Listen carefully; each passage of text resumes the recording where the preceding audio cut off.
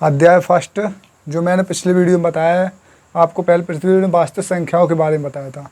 आज हम बात करेंगे यूक्लिड विभाजन प्रमेय का यानी कि एडेंकल डिवीज़न लेम्मा।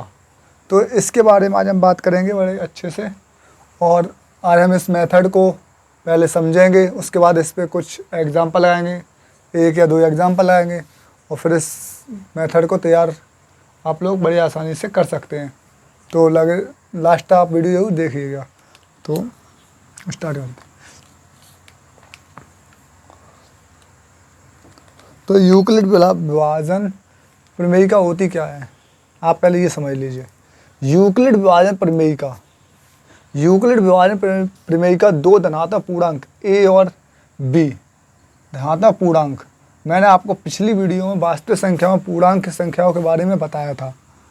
जो धनात्मक पूर्णांक हैं a और b, दिए रहने पर ऐसी अद्वितीय पूर्ण संख्याएं q और r विद्यमान है। कैसी अद्वितीय पूर्ण संख्याएं हैं, यानी कि 1 2 3 4 5 6 7 8, ये कैसी हैं? पूर्ण संख्याएं हैं। पहली चीज़ पूर्णांक, जो कि धनात्मक पूर्णांक। कैसी पूर्णांक? धनात्मक पूर्णांक। ये पॉइंट नोट कर रखिएगा कि कैसी हम पूर्णांक संख्या की बात करें, धनात्मक पूर्णांक। और दूसरी अद्वितीय पूर्ण संख्याएं। कैसी संख्याएं? पूर्ण संख्या विद्यमान है कि a बराबर BQ प्लस R। यहाँ पे R जो है वो शेषफल है, B है वो है आपका भाजक, और A जो Q है वो है भागफल। तो जो R है वो R B से छोटा होना चाहिए। कितना? B से हमेशा छोटा होगा, और 0 से हमेशा कितना होगा? बड़ा होगा। है यहाँ A बराबर भाज्य, B बराबर भाजक, Q बराबर भागफल और R बराबर शेषफल है। अर्थात भाज्य बराबर भाजक गुणे भागफल प्लस शेषफल, ये दिया गया है। भाज्य बराबर भाजक गुणे भागफल प्लस शेषफल। तो यूक्लिड विभाजन प्रमेयिका कहती क्या है? यूक्लिड विभाजन एल्गोरिथम 2 धनात्मक पूर्णांकों का HCF परिकलित करने की एक प्रक्रिया है। जो हम HCF निकालते हैं उसको निकालने की एक प्रक्रिया है। उस प्रक्रिया को समझने के लिए हमें क्या करना पड़ेगा? कुछ निम्न चरणों को देखना पड़ेगा। इसे निम्न चरणों द्वारा समझा जा सकता है। जो प्रक्रिया है उसे कैसे समझ सकते हैं? निम्न चरणों द्वारा। कुछ रूल्स हैं, नियम हैं। तो वो नियम क्या है? चरण 1, चरण 2, चरण 3, इसमें वो नियम के बारे में बड़े अच्छे से बताया गया। तो इसको समझने के लिए पहले क्या करेंगे? चरण 1, चरण 2, चरण 3। तो धनात्मक पूर्णांक संख्याओं को HCF परिकलित करने यानी HCF निकालने के लिए हमें इन नियमों को बड़े अच्छे से समझना पड़ेगा, तभी हम इसको निकाल सकते। तो वो नियम क्या है देख लीजिए। C और D के लिए यूक्लिड विभाजन प्रमेयिका का प्रयोग करके Q और R ऐसे ज्ञात करते हैं कि C बराबर DQ प्लस R। यहाँ पे जो QR, अभी हम BQ जो ले रहे थे, जहाँ पे DQ है हो गया, और R, तो R जो कैसा है? D से छोटा है और 0 से बड़ा है। मान लो B की जगह पे D हो गया, बस होगा। तो C और D के लिए यूक्लिड विभाजन प्रमेयिका का प्रयोग करके Q और R के ऐसे ज्ञात करते हैं कि C बराबर DQ प्लस R, 0 से बड़ा है R या बराबर है, और D से छोटा है R होगा। चरण 2, यदि R बराबर 0, अगर हमने को मान निकाला और हमें R बराबर 0 निकलता है, तो D पूर्णांक को C और D का HCF है। कैसा है? D पूर्णांकों का C और D का HCF है। क्या है? अगर R बराबर 0 निकलता, और अगर नहीं निकलता है, मान लो R बराबर 0 नहीं आया, तो हम क्या करेंगे? तो Q और R के लिए यूक्लिड विभाजन प्रमेयिका का प्रयोग करते हैं। तो हम क्या करेंगे? यूक्लिड विभाजन प्रमेयिका का प्रयोग करते हैं। तो हम यूक्लिड विभाजन प्रमेयिका का प्रयोग करेंगे, और इस प्रक्रिया को तब तक जारी रखिए। यूक्लिड विभाजन जो प्रमेयिका है उस प्रक्रिया को तब तक जारी रखिएगा। कब तक? जब तक शेषफल शून्य ना प्राप्त हो जाए। जब तक शेषफल शून्य प्राप्त हो, यानी मतलब R बराबर 0 जब तक ना आ जाए, इसी स्थिति में प्राप्त भाजक ही अभीष्ट HCF है। इसे धनात्मक पूर्णांकों के लिए ही प्रयोग किया जाता है। क्या? एक चीज़ ध्यान रखिए, इसे कैसे पूर्णांकों के लिए किया जाता है? हमेशा धनात्मक पूर्णांकों की ही बात इसमें की जाती है। किसकी बात की है? धनात्मक पूर्णांकों की ही बात की जाती है। तो इस बात पर ध्यान रखिएगा कि कैसी संख्याओं की बात की है? धनात्मक पूर्णांकों की। और एक चरण, दो चरण, तीन चरण ये अच्छे से समझ लें।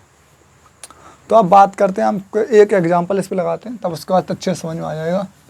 तो वो एग्जाम्पल क्या नीचे हमने लिखा है, एक बार पढ़ लीजिए अगर ने।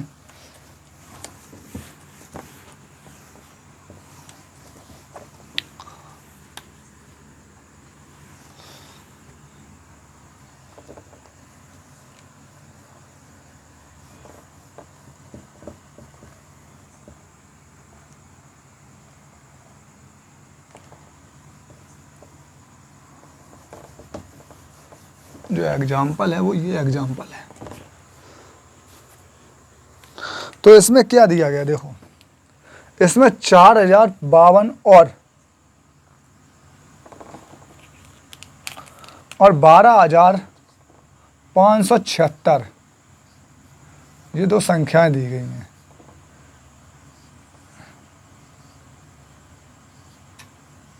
दो संख्या दी गई हैं। अब हमारा काम क्या है, इन दो संख्याओं का क्या करेंगे हम, यूक्लिड विभाजन प्रमेयिका का प्रयोग करके इसका क्या निकालेंगे, HCF हम ज्ञात करना है। तो HCF ज्ञात करने के लिए हमें क्या करना है, तो सबसे पहले तो हमें क्या करना है, यहाँ 4052 से बड़ा है 12,576 है, बड़ा है, दिख रहा है साफ।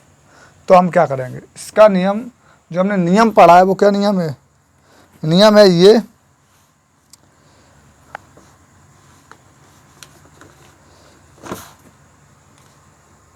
कि भाज्य बराबर भाजक गुणे भागफल गुण प्लस शेषफल। भाज्य, भाज्य क्या है A और भाजक क्या है मेरे पास, भाजक है B गुणे भागफल Q प्लस R, ये दिया गया हमें। हमारा काम क्या है, यहाँ पे A बराबर जो दिया गया है A बराबर ये है भाज्य, जिससे हम काट रहे हैं। यहाँ पर हमें A बराबर ये दिया गया है,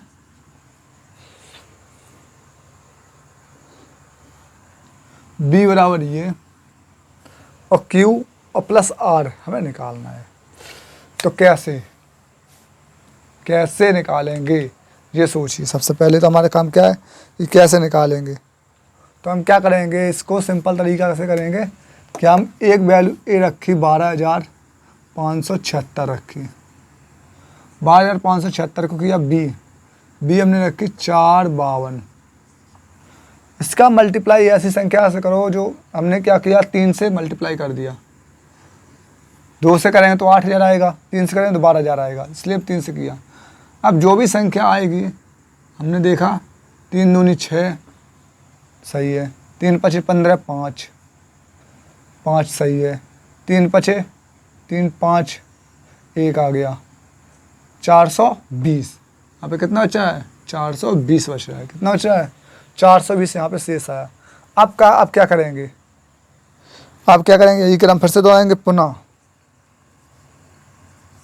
हमें कब तक करना, पुनः यही क्रम, यही प्रमेयिका का प्रयोग करते हैं। तो इसमें क्या करेंगे, इसमें हम क्या करेंगे, 4,052 को यहाँ पे रखेंगे और 420 को यहाँ पे रखेंगे और समथिंग कोई संख्या को मल्टीप्लाई करेंगे जो हमें 4,000। तो कितने करेंगे, कम से कम हम कोशिश करेंगे 9 से, क्योंकि हम इसका मल्टीप्लाई करेंगे इसका 9 से तो प्लस में कुछ संख्या तो आएगी। 9 से 0 किया तो 0 आ जाएगा, 9 दूनी 18, ऐसे इन पर आप कर सकते हैं। 9 दूनी 0, 9 दूनी 18 की 8, यहाँ से लेकर 9 चौको 36, 76 से 1 37, ये हो जाएगा। अगर हम 10 बार करते हो ज़्यादा हो जाएगा, 3780। 3780 में कितना ऐड करें कि हमें, तो हम क्या करेंगे, इसको माइनस कर देंगे, 4052 को माइनस कर देंगे यहाँ से। तो 2, 15 में से 7, 9 में से 2, 272। क्या इतना बचा यहाँ पे, 272। पुनः करने पर हम तब तक करेंगे जब तक कि हमें मान यहाँ पर 0 प्राप्त नहीं हो जाता। तो यहाँ पे फिर करेंगे 420 रखेंगे बराबर 272 यहाँ रखेंगे। अब इसका गुणा हम 1 में करेंगे और प्लस में कोई संख्या, तो यहाँ पे 272 का माइनस कर देंगे यहाँ से। 420 से 272 हटाएंगे तो कितना बचेगा, 8। यहाँ पे कितना होगा, 11 7 के 4, 148। यहाँ पे कितना रखेंगे, 148 हमने रख दिया। और हम 148 और फिर पुनः हम यही फिर करेंगे, पुनः करने पर जब तक करेंगे जब तक हमें सही मान पता नहीं लग जाए। तो यहाँ पे क्या कहते हैं, 272 रखेंगे, 148 गुणे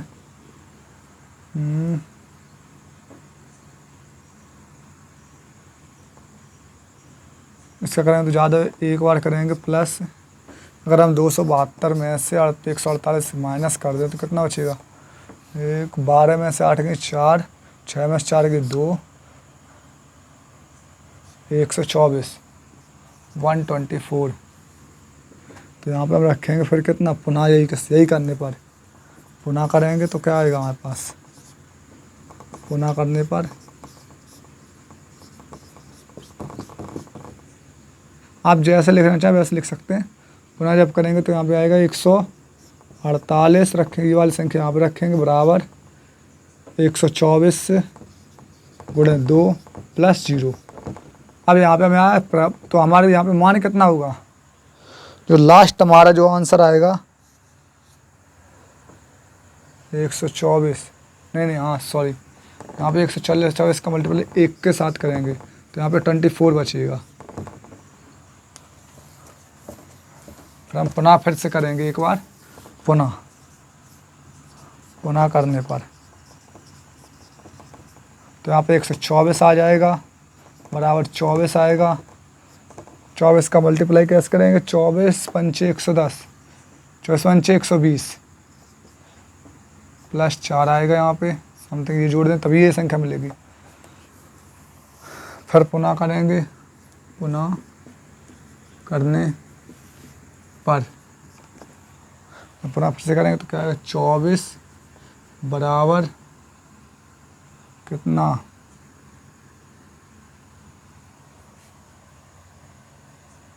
4 गुणे 6 प्लस 0।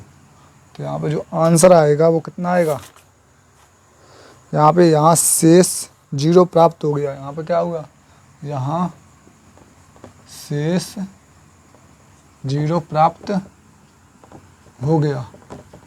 हमें जब शेष 0 प्राप्त हो गया, यहाँ प्रक्रिया समाप्त हो जाती है। यहाँ क्या हो जाता है, यहाँ प्रक्रिया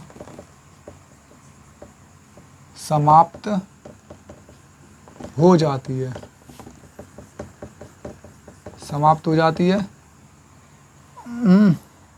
इस स्थिति में भाजक 4 है, क्या है, इस स्थिति में भाजक 4 है और हमें इस तरीके से एक वैल्यू प्राप्त हो गई।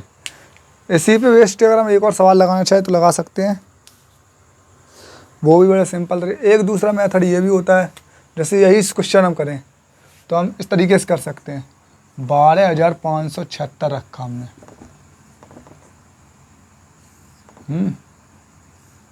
इस मेथड से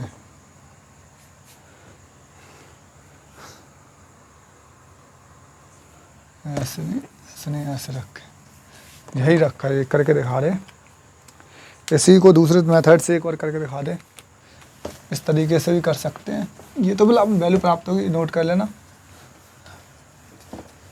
12 या 5 4000 जैसे यही क्वेश्चन को दूसरे मेथड से भी कर सकते हैं,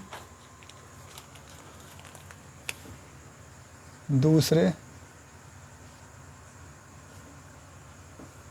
तरीके से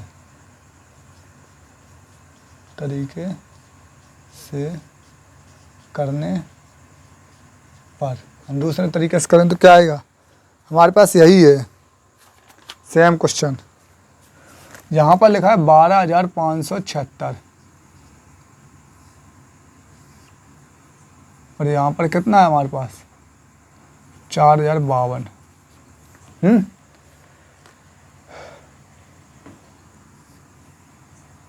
कितने बार पढ़ाया जाएगा, 3 बार।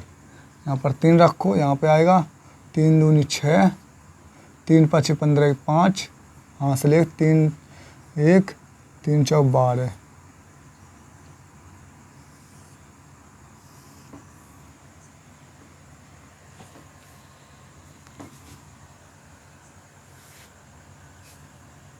यहाँ पे कितना माइनस में आएगा,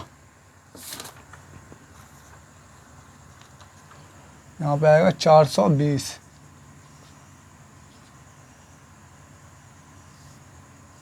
और ये वाली संख्या यहाँ पे आएगी 452।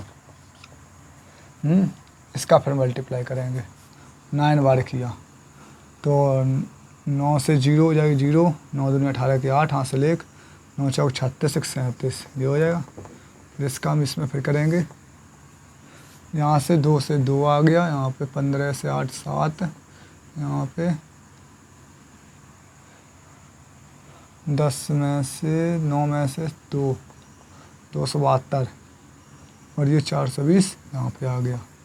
मतलब ये वाली संख्या यहाँ पे आ जाएगी और ये वाली जो संख्या आएगी यहाँ पे आ जाएगी घटा के, ऐसे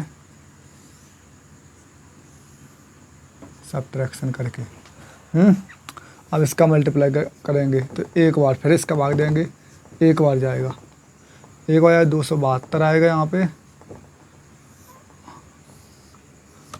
पर फिर हम करेंगे तो हमारे पास जो बचेगा यहाँ पे 8 आ जाएगा, यहाँ पे 4, यहाँ पे 1, 148 आ जाएगा। 148 का हम एक और करेंगे 272 में, हमें जो वैल्यू प्राप्त होगी 148 से वो 124 प्राप्त होगी। 148 यहाँ पे रखेंगे, एक बार करेंगे 124 से, फिर लास्ट में हम यहाँ पे आ जाएगा 1, यहाँ पे 24 आएगा, यहाँ पे कितना आ जाएगा 124, यहाँ पे एक कितने बार हम करेंगे 5 बार करेंगे, यहाँ पे 120 आएगा। 120 आने के बाद यहाँ पे हम करेंगे क्या, अगर 24 बचेगा और यहाँ पे